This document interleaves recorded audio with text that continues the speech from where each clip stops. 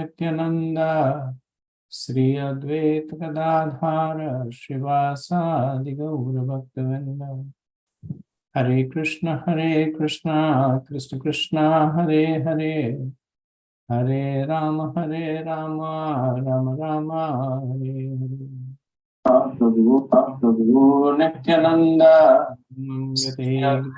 Yat Kripatamaham Vande Shri Gurudina Taranam Paramanandam Madhagam. So we'll resume our discussion from fourth canto, chapter 28, verse 49. And just for continuity, this is the part of the chapter that deals with the passing away of Malaidhvaja and the activities of Vaibhava on his passing away. So in the previous set of verses, we saw that while she was serving him, by the touch of her hand to his body, she realized that he had left his body because his body was cold. And then we see this wave of lamentation that momentarily overpowers. Okay, so verse 49. Prem Kishore Prabhu, can you do the translations? Yeah, absolutely. Your sound system is working, okay? Yeah, it is working. It is working. Good. Thank you.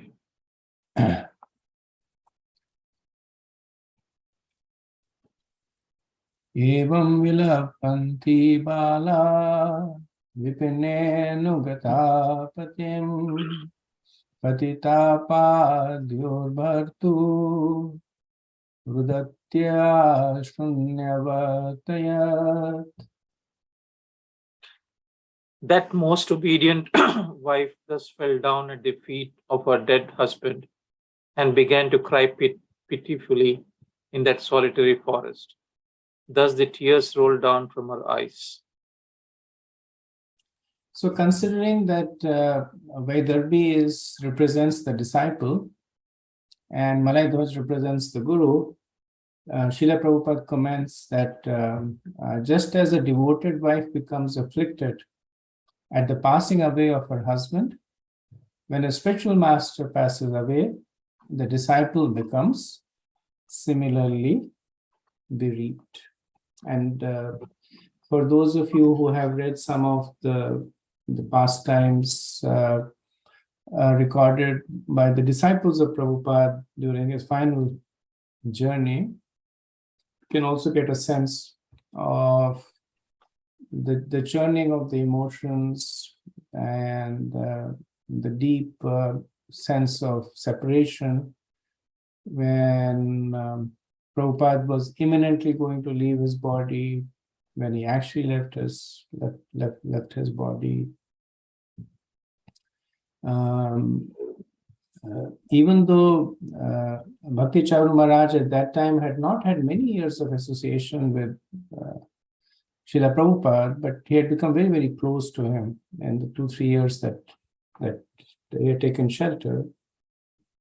And there, it's commented that when Prabhupada's body was lowered into the Samadhi pit, and then Bhakti Charu Maharaj was down in the Samadhi in the pit, and he was making he was smearing the chandan and other preservatives, etc. Not the preservatives, I think it's, I'm not sure what it is, but some stuff that they put there. And then he had this sense that he did not want to leave Prabhupada. He just wanted to stay over there. And then Tamal Krishna Maharaj, at that time, he very strongly, he caught hold of him and jerked him out almost forcibly out from the pit there. So the attachment of a disciple to a guru in many ways far exceeds that of a wife to the husband, because the former is a spiritual relationship and the latter is a material relationship. Okay, on to verse 50. Chitim daryumayim chitva tasyam patyakalevaram Aditya Chanumarane Vilappanti Manodade.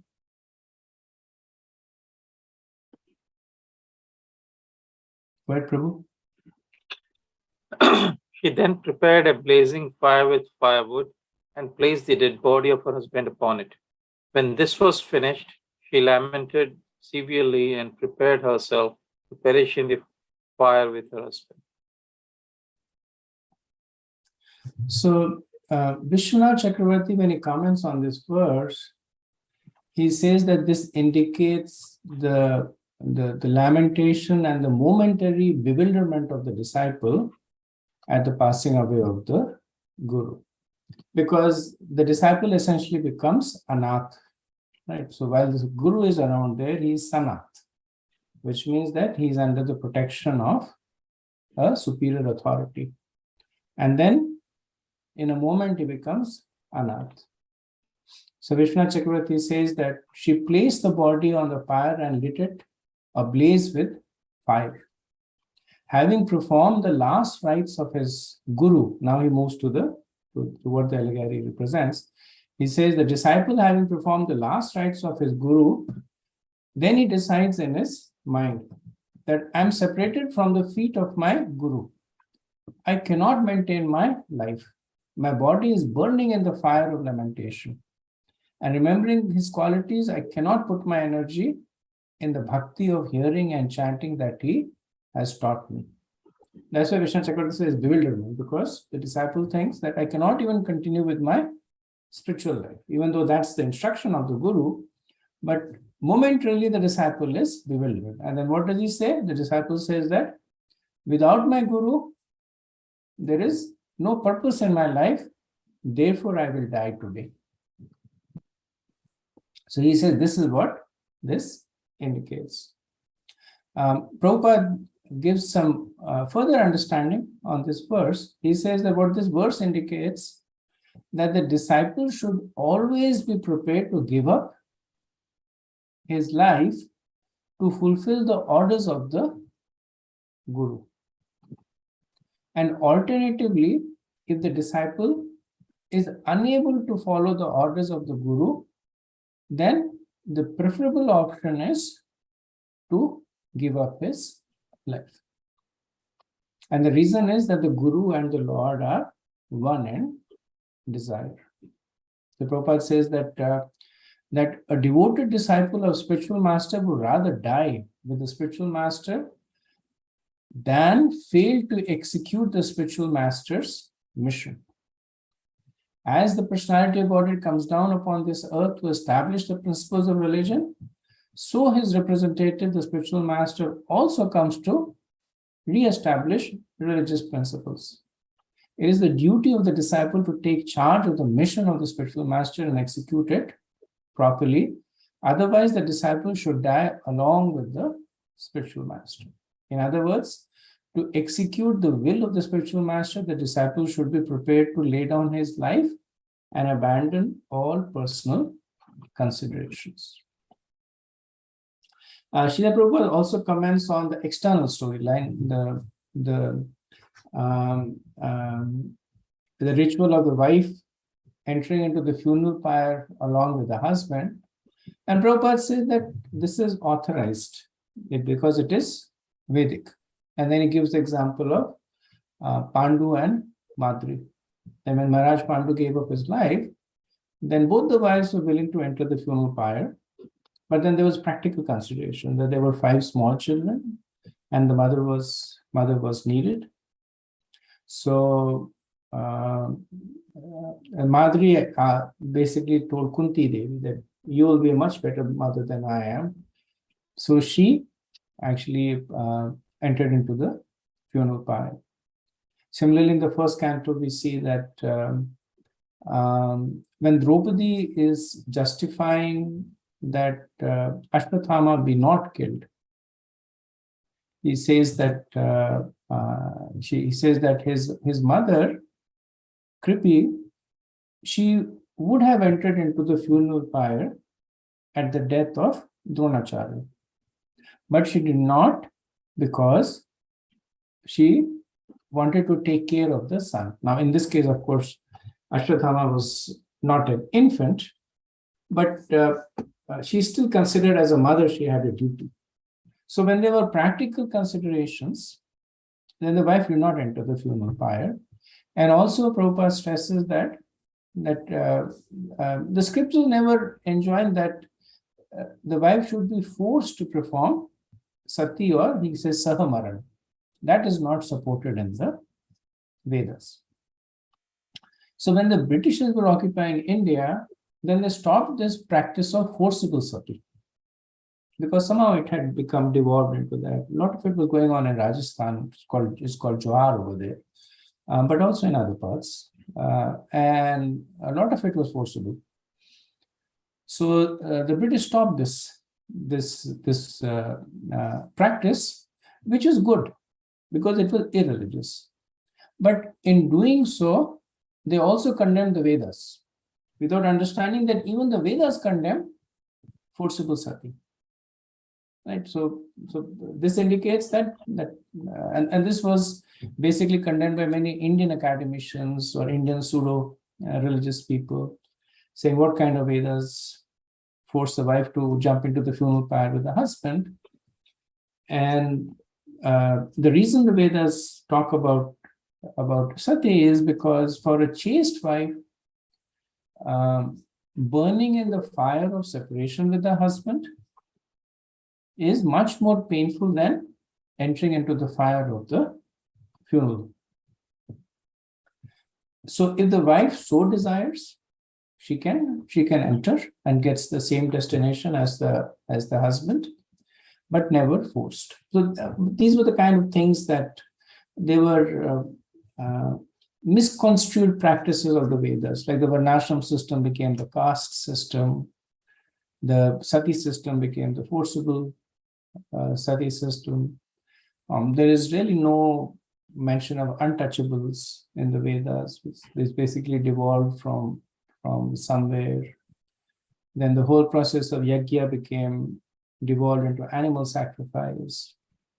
So there were many deviations from the Vedas, and unfortunately, because the pseudo-Indian scholars and the Westerns, they wanted to condemn the Vedas, they picked up on these practices, and without explaining that even the Vedas don't support it, they use that to condemn the Vedas. That's why a lot of modern Indians, they're embarrassed about their scriptures because they think that's what the scriptures talk about. Okay, moving on to verse 51. Tatra purvatra kasche sakha brahmanatmavan santavyan valguna samna tamaha rudatim prabhu. My dear king, one Brahmana who was an old friend of King Puranjana came to that place and began to pacify the queen with sweet words.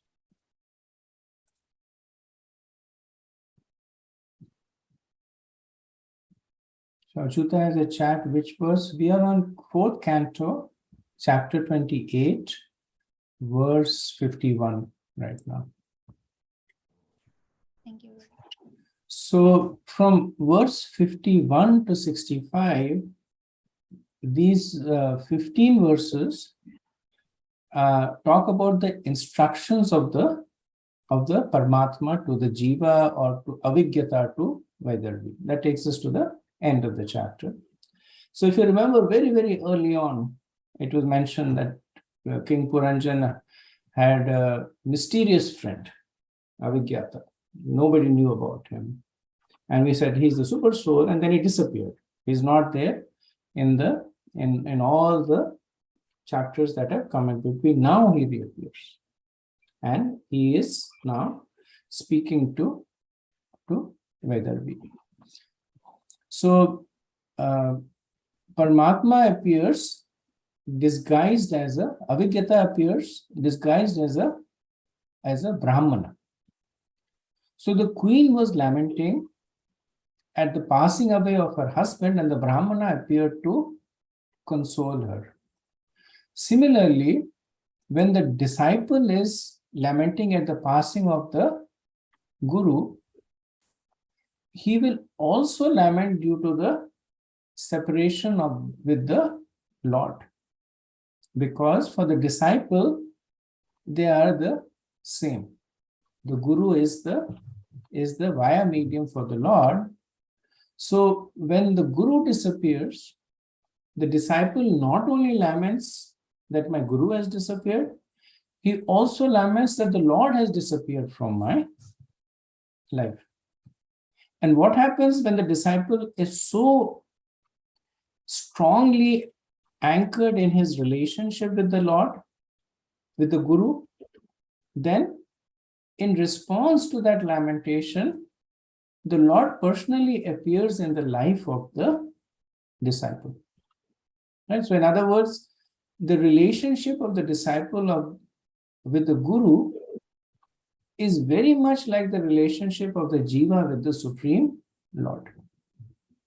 So the point is that they're almost synonymously used here. That as one progresses in the Guru-disciple relationship, one progresses in the relationship to the Lord. Now, why did the Lord appear disguised as a Brahmana?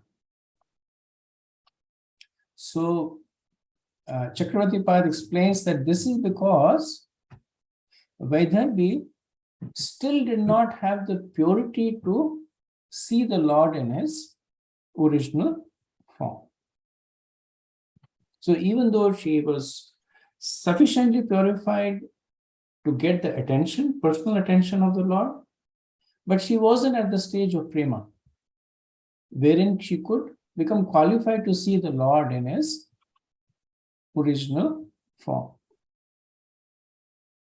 This also means that the Lord begins to reciprocate with the devotee even before he attains perfection. So, considering that Vaibhava is a Jiva, who is a practicing devotee, who is lamenting at the disappearance of the Guru, so the fact that he has still not perfected his devotional service does not stop the Lord from personally coming into his life. He comes disguised, but nevertheless, he comes. He does not wait and say that, let him purify and then I will appear. But he recognizes the fact that he is not fully purified, so he disguises himself, but nevertheless comes into the life.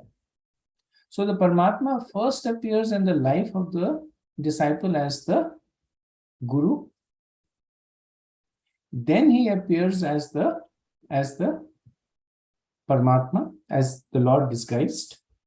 And then he appears directly before the person in his original form.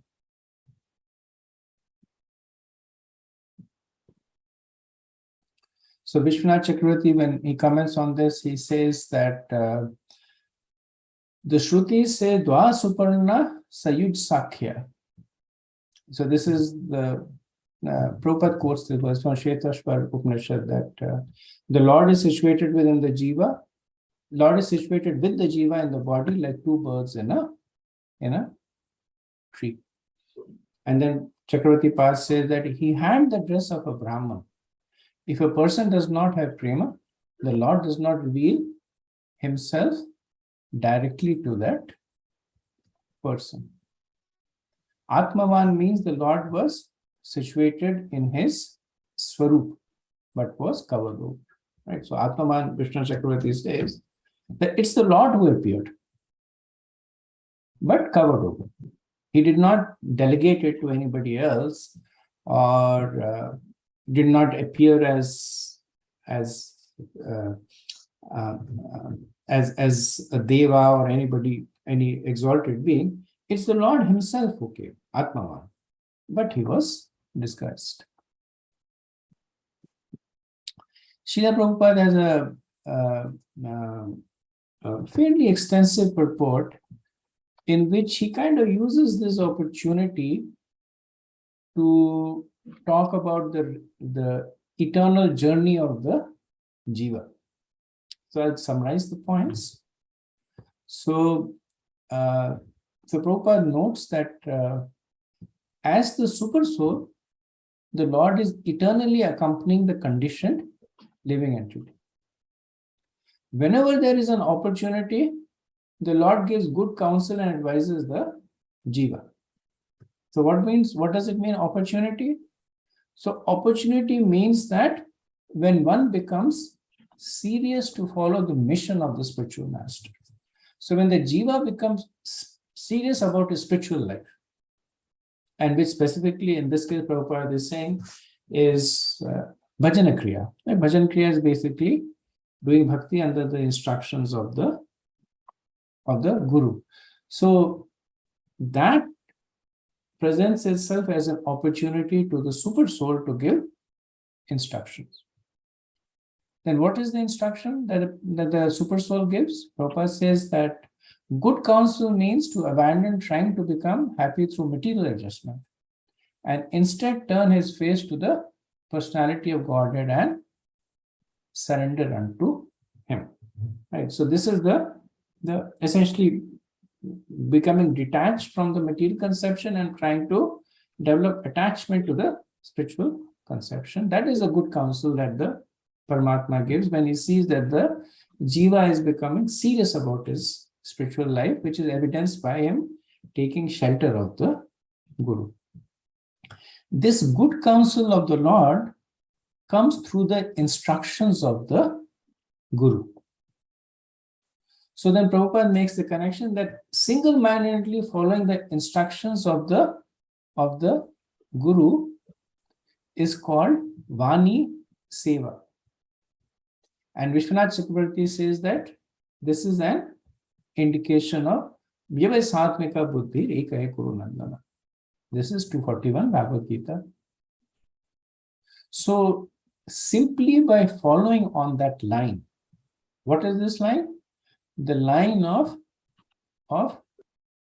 obeying the good counsel of the Guru. So simply by following on that line, one is assuredly going to see the personality of Godhead. And Prabhupada says that this can be understood by the allegory that the Lord appeared as a Brahman before the queen and not in his original form because she was not sufficiently elevated. But nonetheless, if one sticks to the principles enunciated by the Guru, somehow or the other, he will get the association of the personality of God. So it's not a small thing for the Lord to come, even disguised, for the Lord to personally come into the life of a disciple. And the most encouraging part is that the Lord is coming even before the disciple is fully purified. So for practicing devotees, this is very encouraging. In the purport, Prabhupada quotes Bilmangla Thakur's Krishna Karnamrita, verse 107, that if one is very highly advanced in devotional service, he will have no difficulty in seeing the Supreme Personality of Godhead. If one engages in the service of the spiritual master, he not only sees the Supreme Personality of Godhead but attains liberation. As far as material conveniences are concerned, they automatically come, just as the maid servants of a queen follow the queen wherever she goes. Liberation is no problem for the pure devotee, and all the material conveniences are simply awaiting him at all stages of life. So, same point being made that if a person is sincerely following the instructions of the Guru, then bhukti, mukti, and bhakti, all three will automatically come to the devotee. Okay, just move on to verse 52. Brahman vacha katvam kasya sikho vayam Shayano yasya sochasi janasi kim sakhayam mam venagre vichachrataha. The Brahmana inquired as follows: Who are you? Whose wife or daughter are you? Who is the man lying here? It appears you are lamenting for this dead body. Don't you recognize me? I am your eternal friend. You may remember that many times in the past you have consulted me. So what does the jiva do when his guru leaves his body? This question is being answered in this verse. Earlier it was said that he continues to associate with the guru in the form of Vani. Right? So that one aspect is there. Here in this verse, it is said that if a disciple is sufficiently advanced, he will also begin to receive instructions from the super soul directly. And so this is an important point, because from a practical perspective, when the guru departs, then the Vani of the guru will establish the philosophical basis on which the disciple will practice. The Vani of the guru will also give instructions on practical aspects, but not possible to cover all the possible material situations that might come. So there is Prabhupada's Shikshamrita, which essentially is a composition of his instructions and from letters. And devotees will often refer to it. What did Prabhupada do in this situation? What did he recommend in this situation? So there is Prabhupada's instructions that are there in terms of his purports, his lectures, his conversations, and then there is Prabhupada instructing more on the practical aspect. But the nature of the material world is that there will always be different situations that will come up. So where does the disciple take shelter? So what Paramatma is saying that if the disciple is sufficiently surrendered to the Guru, then after the passing away of the Guru, the Paramatma will give instructions to the Jiva directly. This is another way of saying that now the disciple becomes qualified to become a guru and take disciples, give instructions to them. And also they understand the mood and mission of the guru. Right? Once you understand what is it that Prabhupada wanted, then you can apply that paradigm to different situations.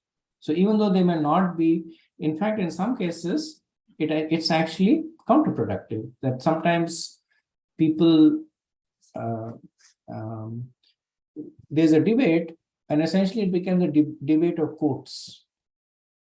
Each person will come with their own quotes. Prabhupada said, and Prabhupada has said so many things in different situations. Like Ravindra Swarup Prabhu was once joking that for a small fee, you can tell me whatever you want, and I will give you quotes from Prabhupada that support it. So it's just a matter of looking for it without the context.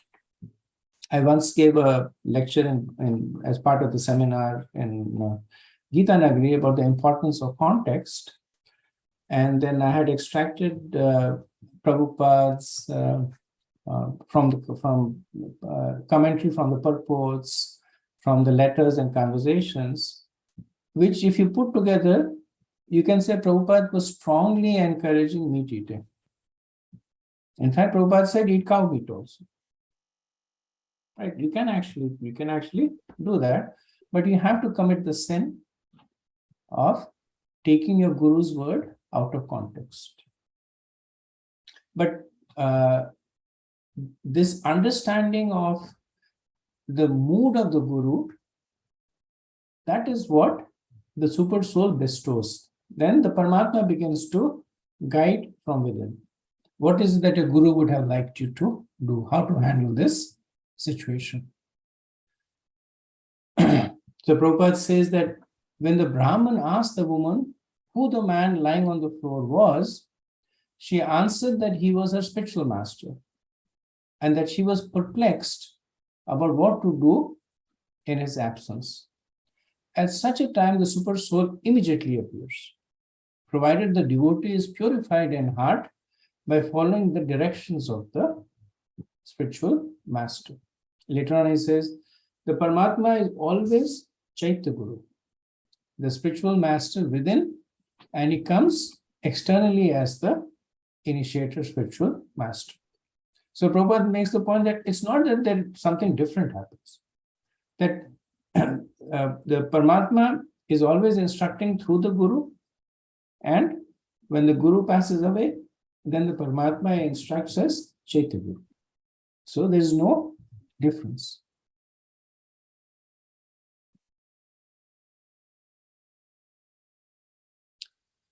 Vishwanath Chakravarti says here that he shows a conversation between the Brahmana and the woman and Vaidarbhi.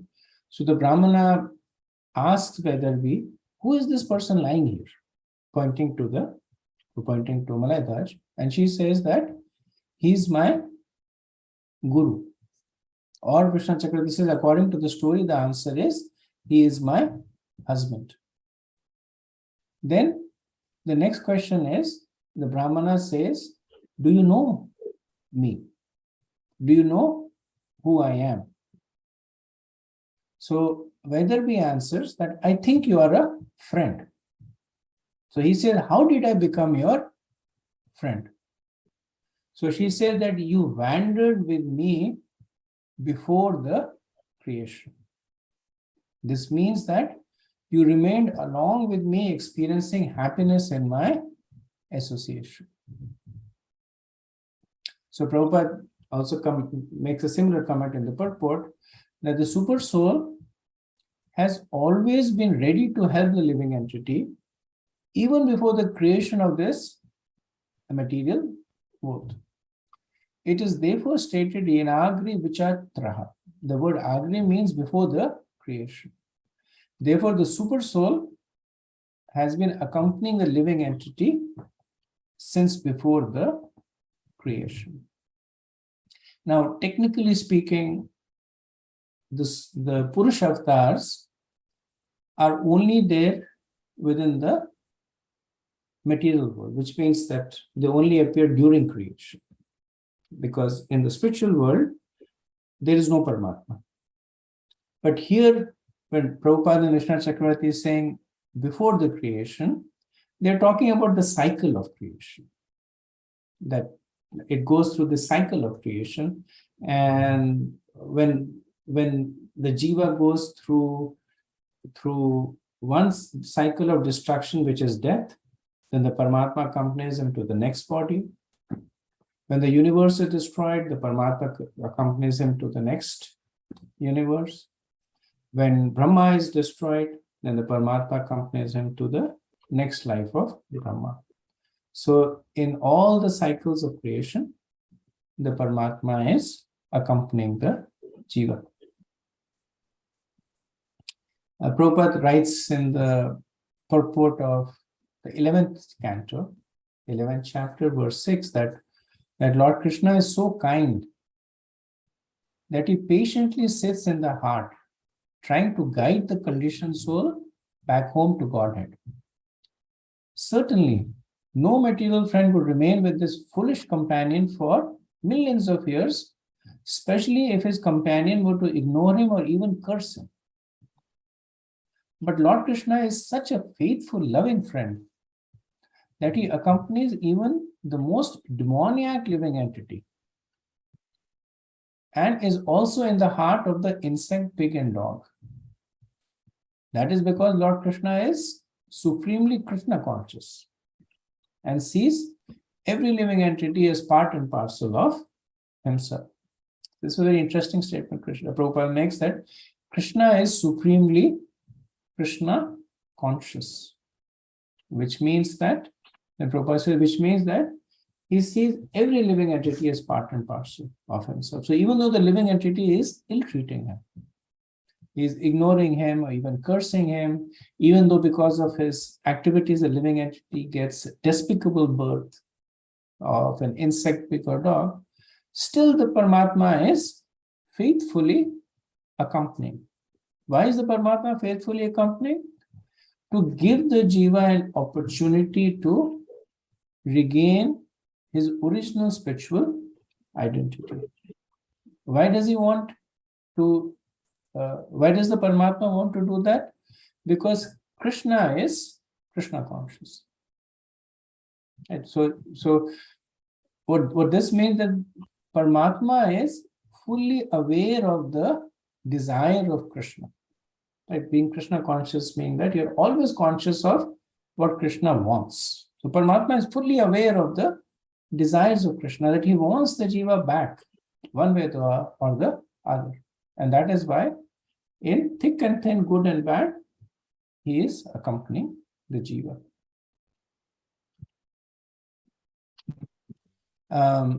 There are two reference verses. I won't read them, but you can note them, and both of them are famous. One is from the Shvetashvar Upanishad 4.6. This is a Dva Suparna Sayuja Sakhaya, that there are two birds in the tree. And the other one, which is very similar, is in the 11th canto, 11th chapter, verse 6. Suparna Veta Sudarsho. By chance, two birds are made a nest together in the same tree, making the same point of the Jiva and the Paramatma together. Okay. Moving on to verse 53. Api smarashi chatmana avigyata sakham sakhe hitvamam padam anvichan bhauma bhogarato gataha. The Brahmana continued, "My dear friend, even though you cannot immediately recognize me, can't you remember in the past you had a very intimate friend? Unfortunately, you gave up my company and accepted a position as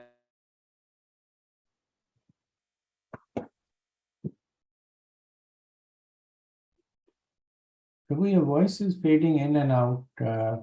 We couldn't get the last sentence. Can you read the last sentence again?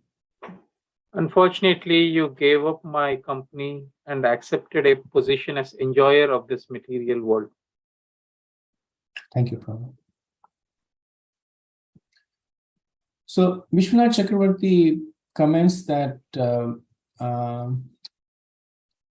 that when the Brahmana says this to Vaibhava, that do you remember that I'm your eternal friend? She says that I do not know anything. I don't remember. And then he says that though you do not recognize me, do you remember yourself, who had a friend you did not recognize? Someone who was a friend but unrecognized by you. So what does this indicate? That the Lord wants to, so at this point the Brahmana, he is trying to make Vaibhava remember her previous life as Puranjan. He's saying, you please remember the life as Puranjan. They're giving me up, you became attached to enjoy.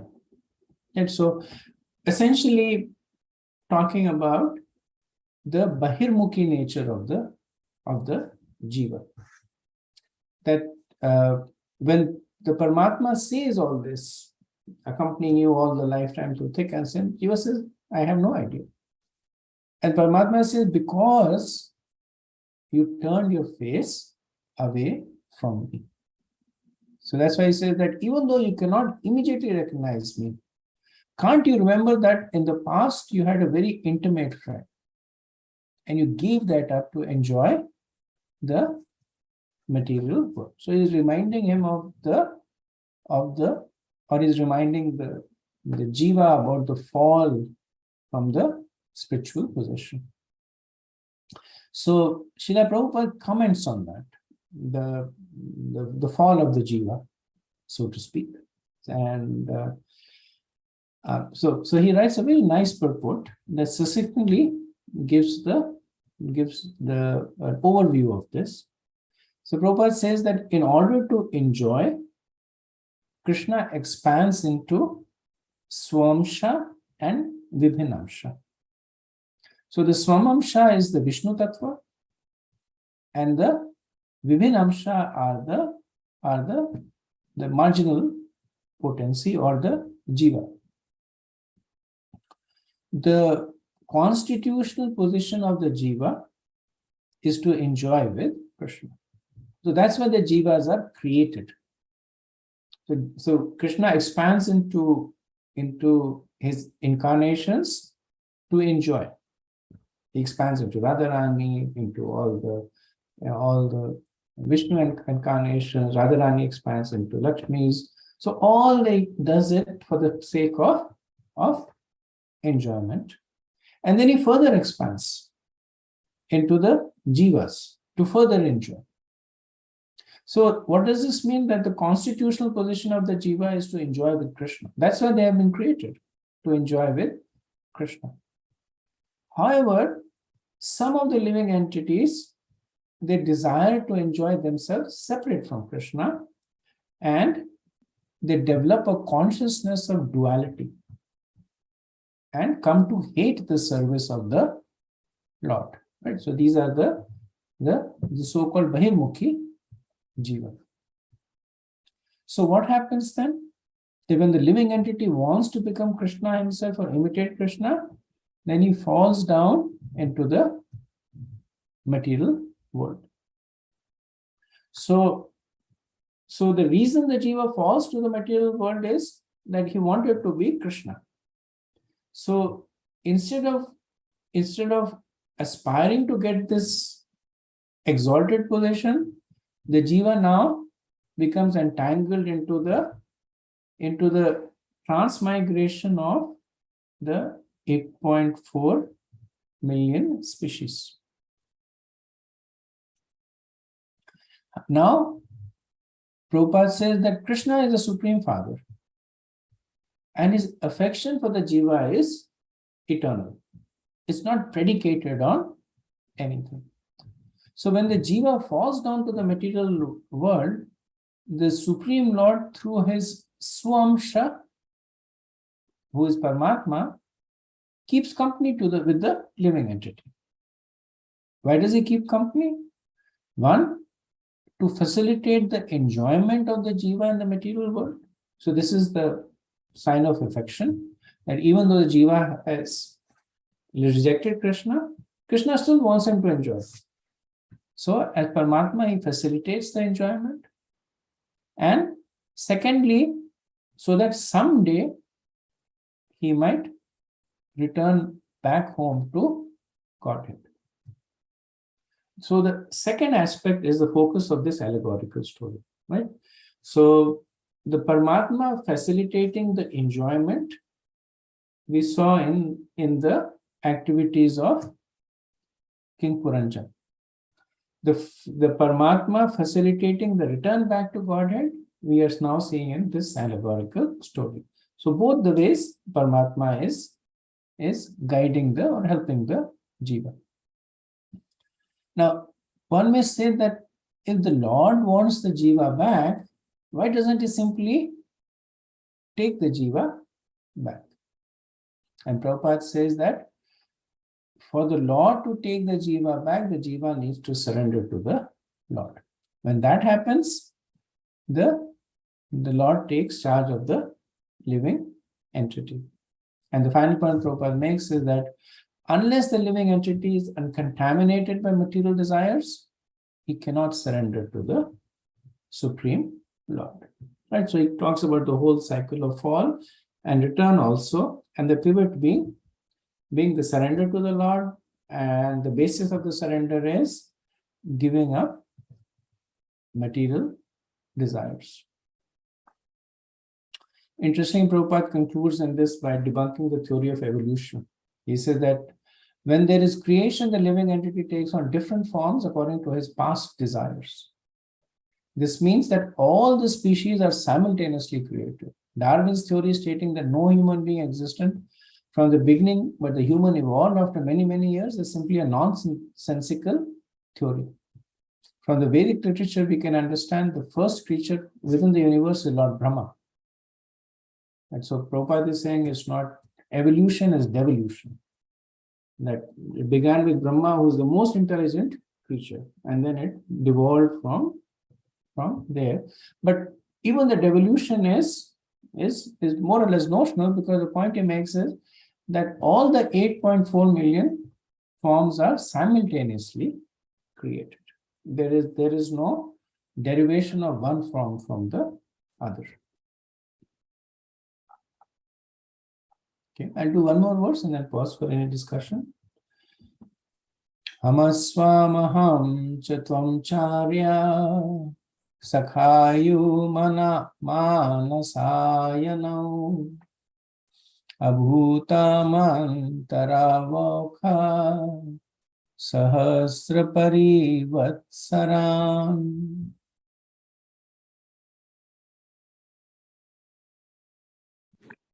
My dear gentle friend,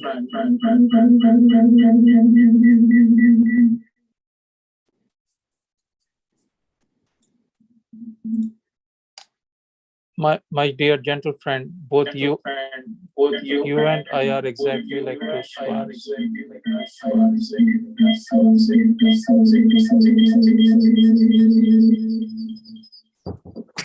That's okay. We can have somebody else. Sayan Prabhu, do you want to read? I can. Is it okay now, Prabhu? Can read from translation, verse 54. 54.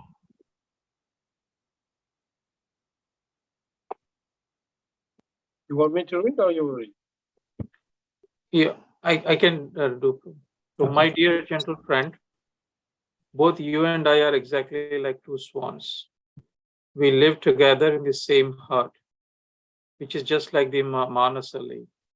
Although we have been living together for many thousands of years, we are still far away from our original home.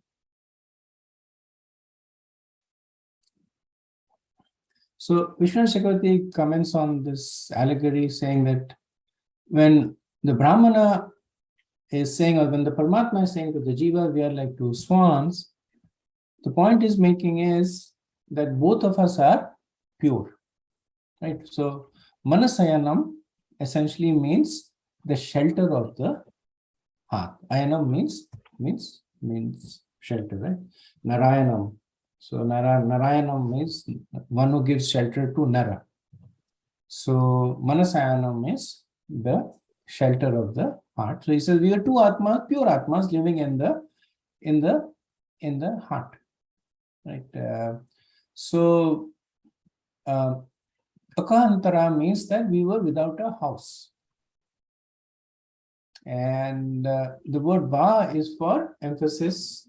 So what it means is that previous to dwelling together in the heart, during the devastation or the Mahapralaya, we remain without a house. So Vishnu Chakravarti translates Sahasras. So Sahasra means 1,000. And Parivatsaran means essentially kalpas. So the point is, so is it 1,000 kalpas? How long is the day of Brahma? No, day of Brahma is one kalpa, right? So it's 1,000 Divya Yugas. So the point is being made is that when there is this great devastation, then at that time, the material world was destroyed. So we remained without a house, right? It says Okantara. But I was there with you also, like the point that I made earlier, that even when the universe goes through the cycle of destruction, the jiva still is accompanied by the Paramatma. Whether it is Shodakshaya, Garbhodakshaya, or Karmadakshaya, each of the Purusharthas are super souls. So they are accompanied, he is accompanied by one of the three super souls. He is either accompanied by Shodakshaya Vishnu or Garbhodakshaya Vishnu or Karmadakshaya Vishnu. But he's saying that at that time we were without a house. Srila Prabhupada translates Sahasra Pravitsaran as live together for thousands of years. Essentially, basically making the point that the super soul is saying that we have been living together for thousands of years. It's another way of saying that we've been living together forever. Prabhupada says that because of his forgetfulness, the living entity does not know that the Supreme Lord is accompanying him as the super soul. In this way, the living entity remains conditioned in each and every millennium. Although the Lord follows him as a friend, the living entity, because of the forgetful material existence, does not recognize him. Okay, so let me pause here and see if there's any discussion.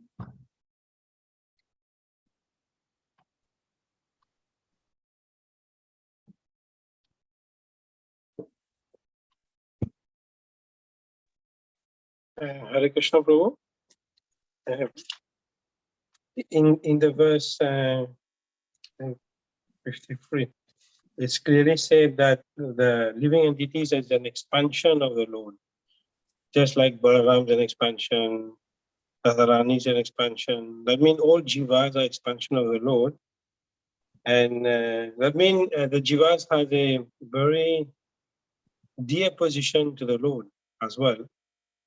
And okay, then later will come this catch-22, or the follow of the jiva question.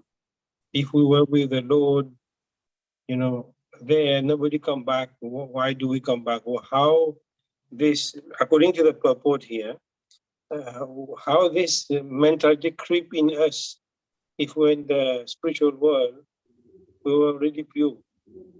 Anyway, I know there is several controversy and answer to that, but if you read it like that, then the question will come again.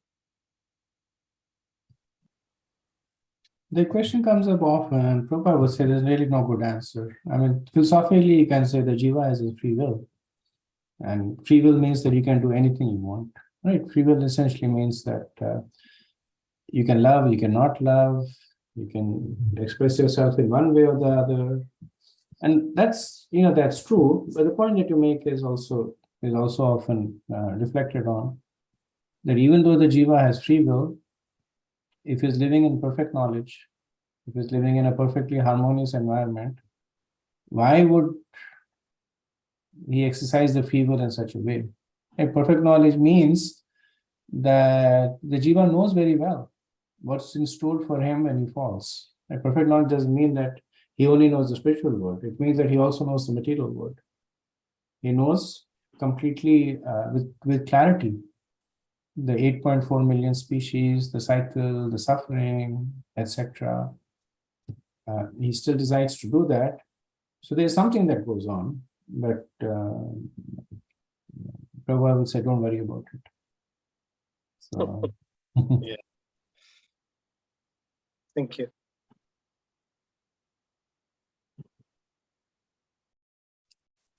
okay, so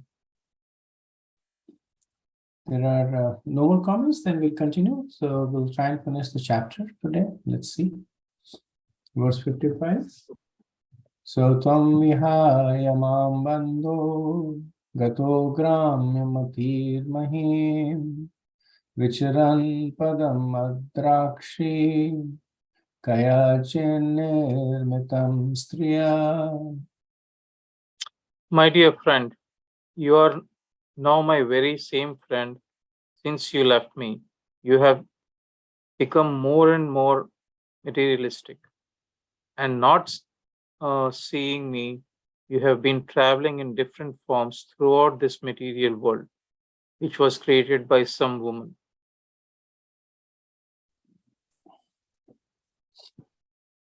So Striya, some woman reflects to Maya Devi. So this is Krishna's. It's his. He's a little dismissive about at least the role that Maya Devi plays. He says some woman has created this world, and there you are basically cycling through different life forms, becoming more and more materialistic, not seeing me. But essentially, he says that you are now you are the very same friend. Always you have been the very same friend. So Prabhupada says that the word Mahim means within this material world. All the living entities within the material world are sensually inclined. Consequently, they become entangled in different types of bodies and suffer the pangs of material existence. Okay. Prabhupada then also says the material tendency mentioned in this verse is Gramyamati. Gramyamati is essentially sense gratification. Okay, verse 56. Pancharamam Navadwaram Ekpalam Trikostakam Shatkulam Panchavipanam Panch Prakriti Stridhvam Dhavam. In that city, the material body, there are 5 gardens, 9 gates, 1 protector, 3 apartments, 6 families, 5 stores, 5 material elements, and 1 woman who is lord of the house. So this verse is essentially, once again, describing the city of 9 gates as the metaphor for the body. And the verse is going to be explained more in the next 2 verses. So the 5 gardens are the 5 sense objects. And the 9 gates are the 9 openings of the body for the prana. Then the protector is the life waves, the prana. And the 3 treasures are earth, water, and fire. The 6 mercantile communities are essentially the 5 knowledge senses and the mind. Then the 5 markets are the 5 action senses. The 5 powers of state are the 5 gross elements. And the mistress is intelligence. And the master is the husband of the intelligence. Okay. Verse 57. Panchendriya Dharama Dvara Pranava Prabhu Tejo Bina Nikosthani Kulam Indriya Sangraha. My dear friend, the 5 gardens are the 5 objects of sense enjoyment, and the protector is the life air, which passes through the 9 gates. The 3 apartments are the chief ingredients, fire, water, and earth. The 6 families are the aggregate total of the mind and 5 senses. So this, as we explained earlier, this is the 5 senses. Prabhupada says they are the sight, taste, smell, sound, and touch, and they act through the 9 gates, which is the 2 ears, the 2 eyes, the 1 mouth, the 2 nostrils, and the anus and genitals. The holes are compared to the gates. The principal ingredients are earth, water, and fire. And the principal actor is the mind, which is controlled by intelligence. Okay, verse 58. Vipanastu kriya shakti bhuta prakriti ravyaya sakadhisha pumam statra pravishto navabudyate.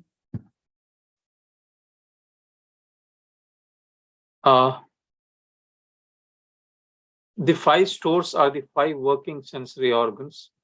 They transact their business through the combined forces of the 5 elements, which are eternal.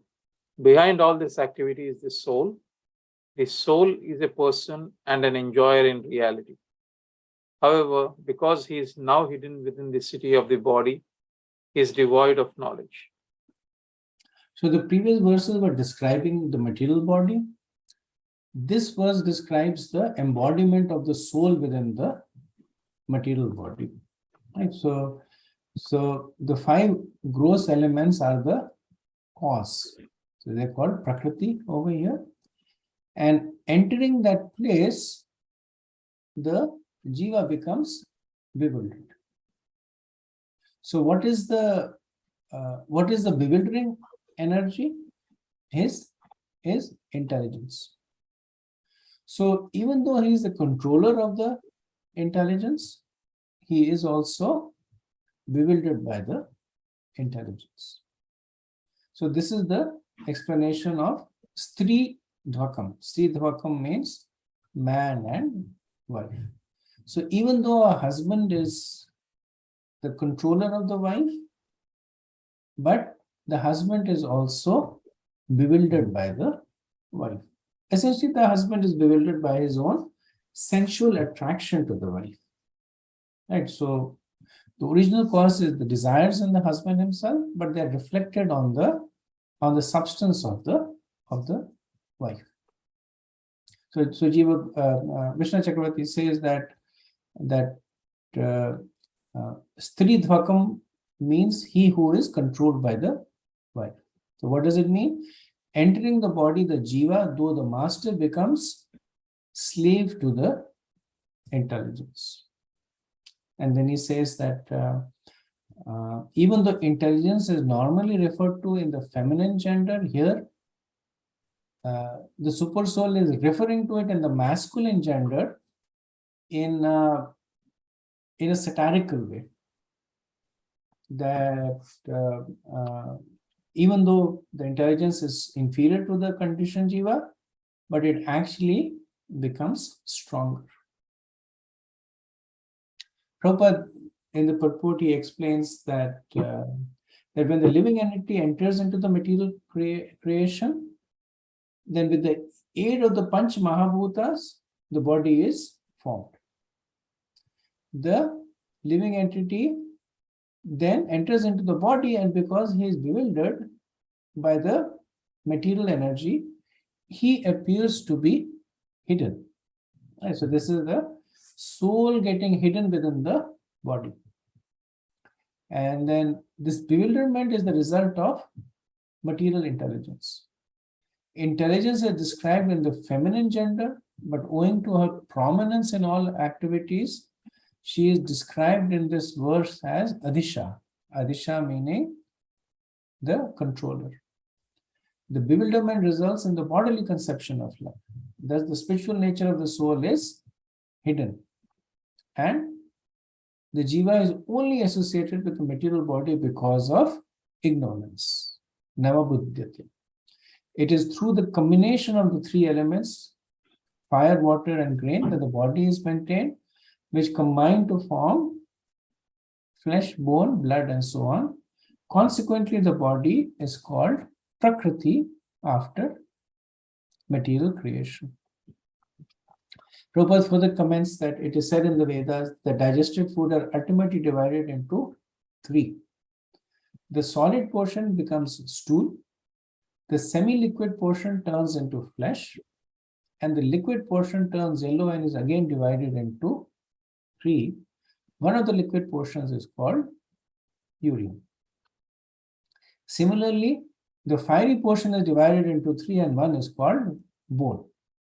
Out of the five elements, fire, water, and food grains are very important.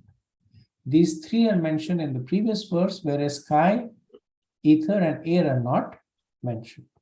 It is explained in Bhagavad Gita, Prakritim Purusham Chaiva, Vidyanadi Bhavapi, Vikaramscha, Gunamschaiva, Vidhi Prakriti Sambhavan.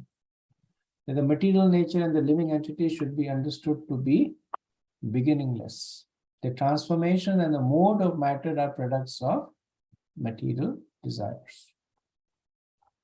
Okay, so this is essentially the embodiment of the jiva, which not only is the jiva entering into the body, but also being overwhelmed by material intelligence. And then the jiva hides. When this happens, the soul gets lost within the body. Okay, verse 59. Tasmim stvam ramaya sprashto ramam ramamano shuto smritihi tat sangadidrisham prapto dasham pape shim prabhu. My dear friend, when you enter such a body, along with the woman of material desires, you become overly absorbed in sense enjoyment. Because of this, you have forgotten your spiritual life. Due to your material conceptions, you are placed in various miserable conditions. So Prabhupada comments that what happens is when the person becomes materially engrossed, then he becomes averse to spirituality, right? And thus he becomes more and more materially engrossed. So they kind of feed into each other. So Prabhupada says various bodies are developed with the material ingredients because of different types of sinful activities. King Puranjan assumed the body of a woman Vaidarbhi as a result of his sinful activities. Bhagavad Gita clearly says, Striyo Vaishya Tatha Shudra, that such a body is low-born. If one takes the shelter of the personality of Godhead, he can be elevated to the highest perfection, even though he is low-born. One acquires low births when one's spiritual intelligence is reduced. Prabhupada is making 2 points here, that Puranjan, because of the sinful activities that he did in the performance of Karam Kanda, because of his excessive attachment to material sense gratification, he gets a body of a woman, which according to the scriptures is a lower form of body. But the point that is made over here is that even as in the body of a man, he could not make any spiritual advancements. But he got the body of a so-called lower form, which is a woman, but he is able to perfect his life. So the point that is being made over here does not matter whether the body is high-born or low-born. What matters is if one somehow or the else is able to take shelter of a guru and make spiritual advancements. Bhakti Tirtha Maharaj, he had the practice of chanting 40 rounds. I'm not sure if he chanted every day, but he chanted 40 rounds. So one of his disciples once asked him that, why are you chanting so many rounds?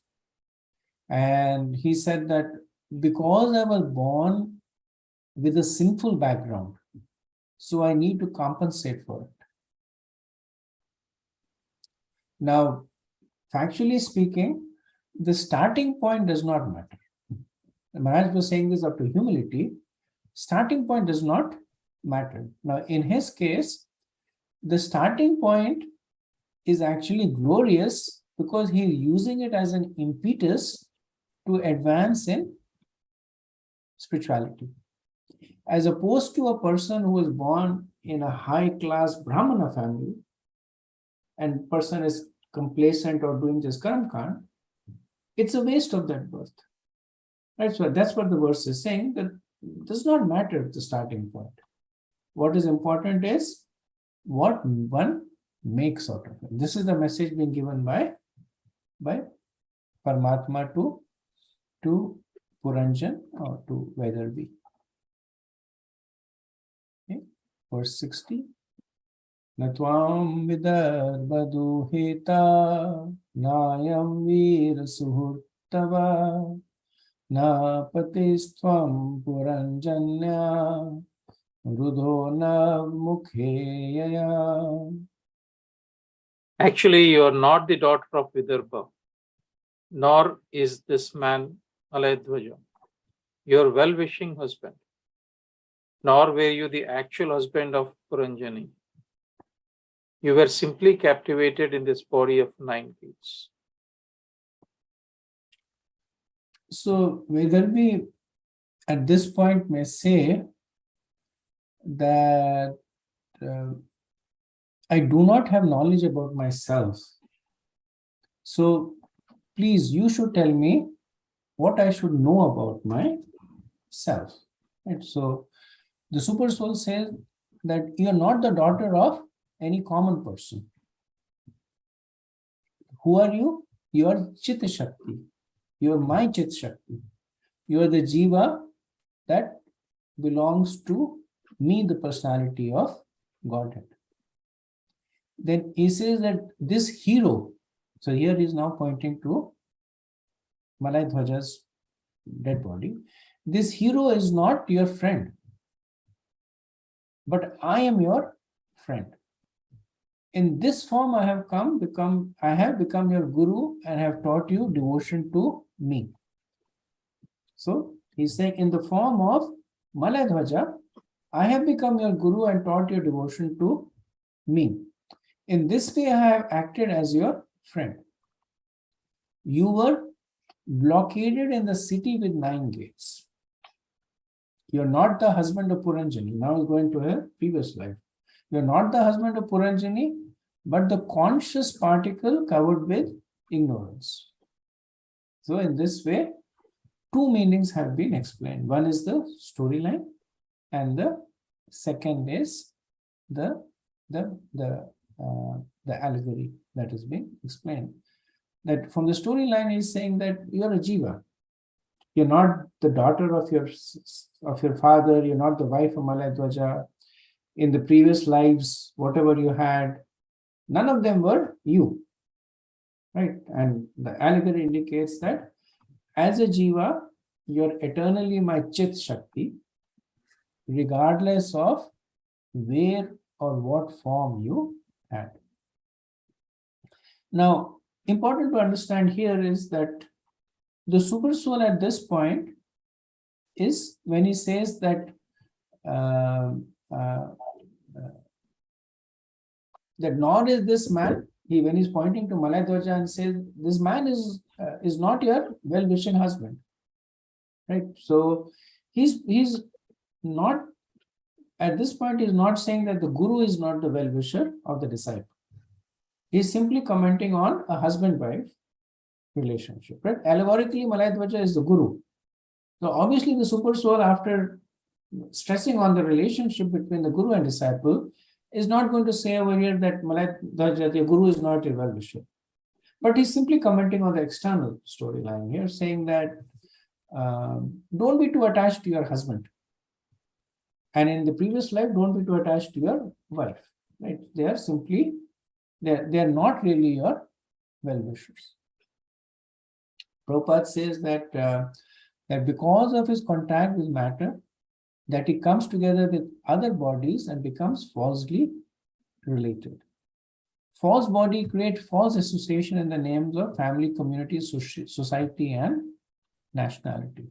Actually, every living entity is part and parcel of the personality of Godhead, and Krishna appears to give instruction and accompanies as the eternal friend. And Prabhupada talks briefly about the interaction of the living entities. He says they are like straws floating in the river that sometimes may come together and other times be separated. And so this is one of the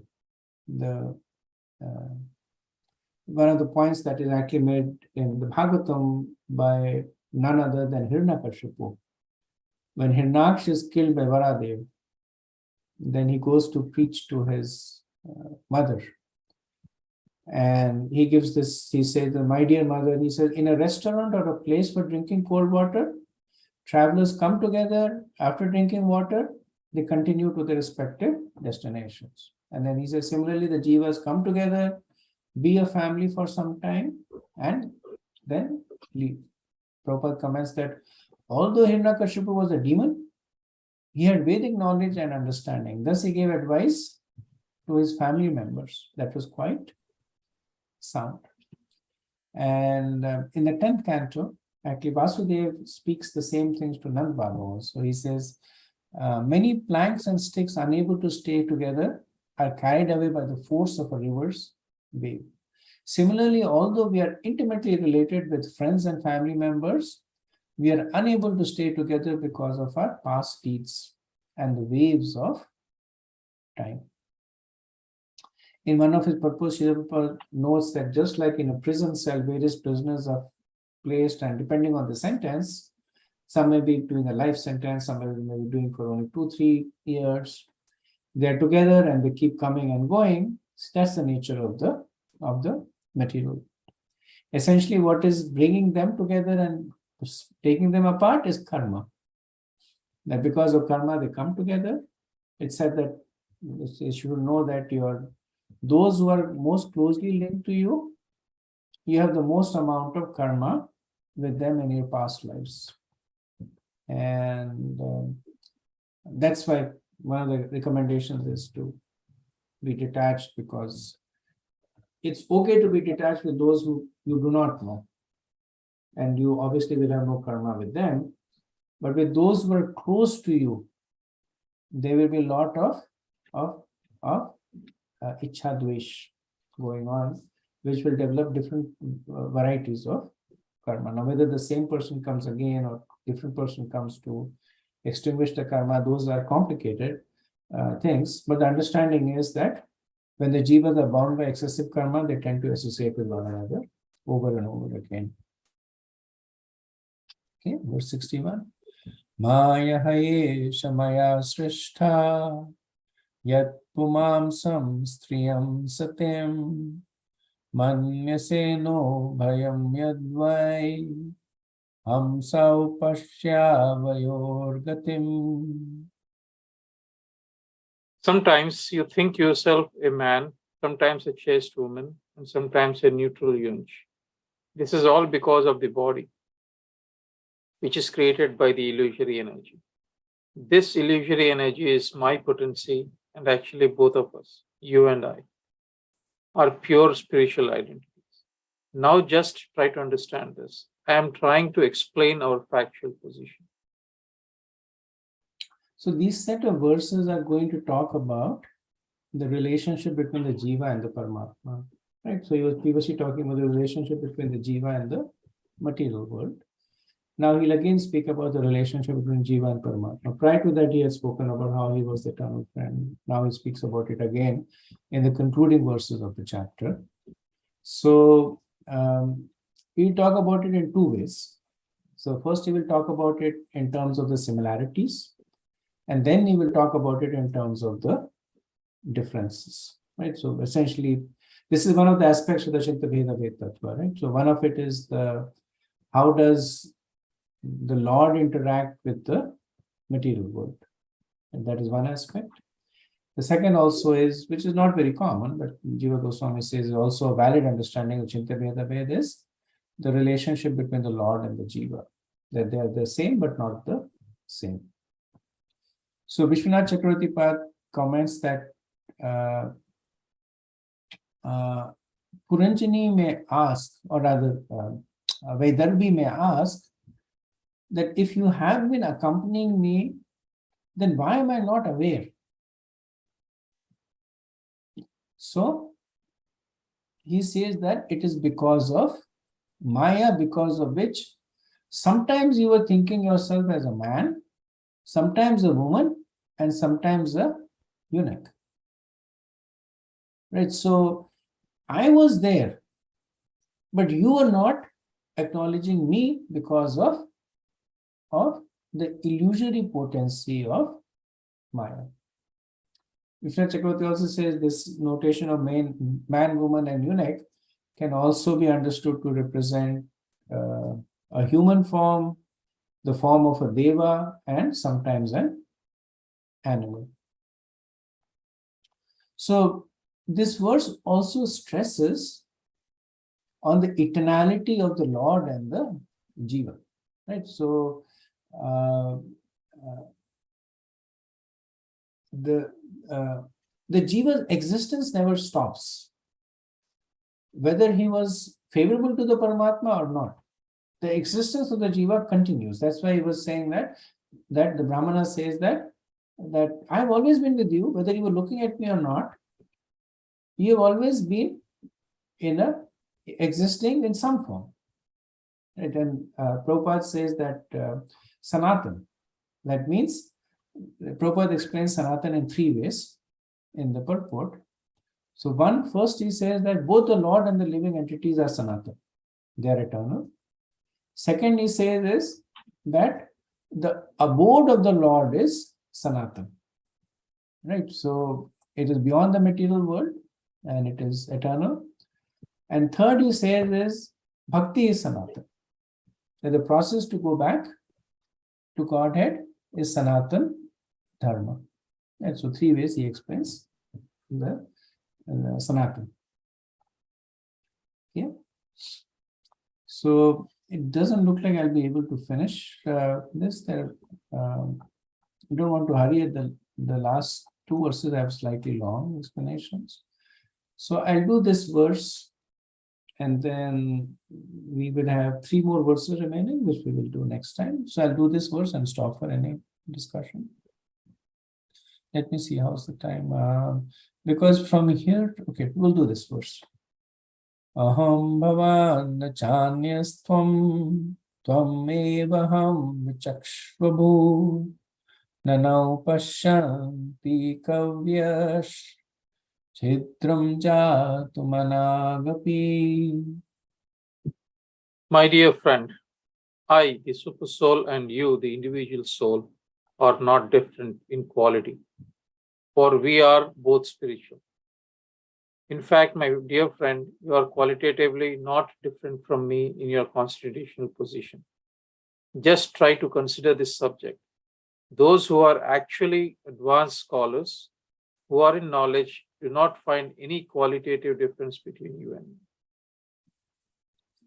So the verses 62 and 63 are going to make this point that the jiva and the super soul are qualitatively the same, but quantitatively different. So on hearing this, the devotee may object, saying that how can you say such a blasphemous thing? That you are my worshipable Lord. How can I ever aspire for any kind of sameness with you? So this verse actually appeases that concern. So Vishnu Chakravarti says that the Brahmana says that I am Paramatma and you are Jiva. You are not different from me because you are also a conscious entity. So then the Jiva will say, why do you say such an intolerable thing?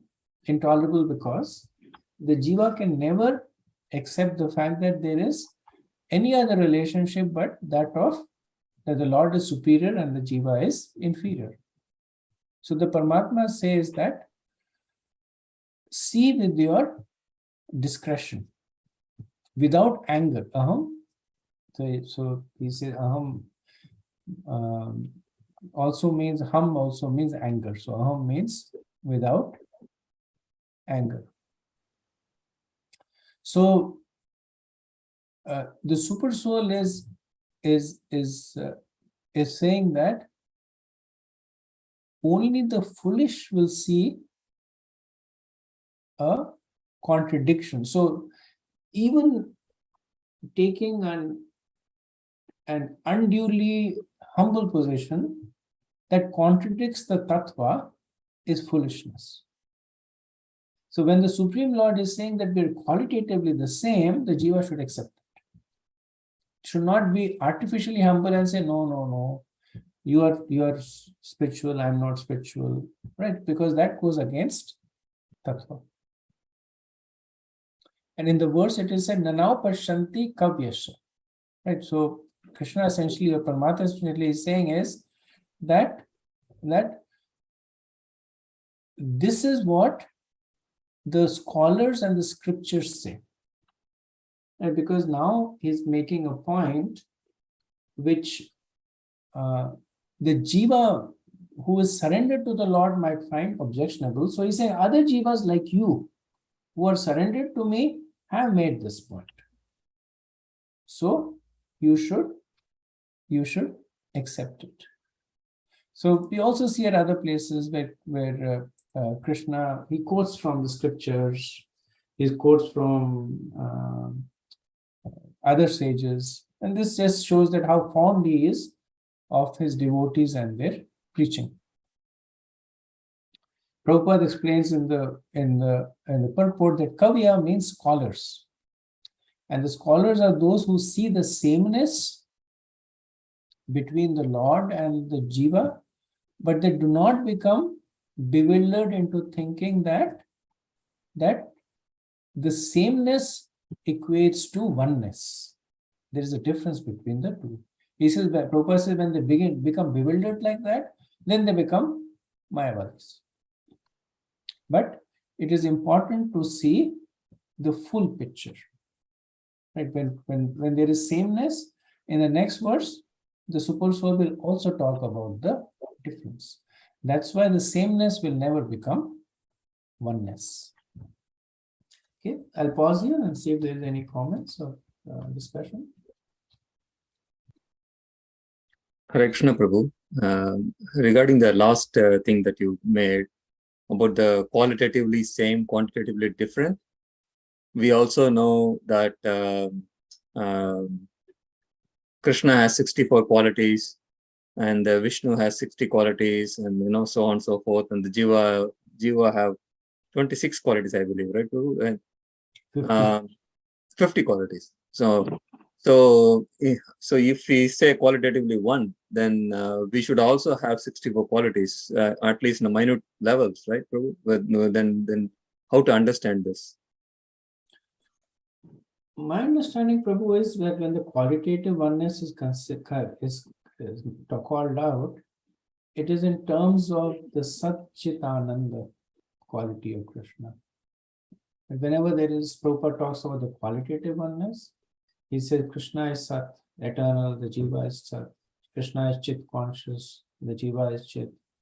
Krishna is Anandamayi, the Jiva is Anandamayi. So it's more so from that perspective.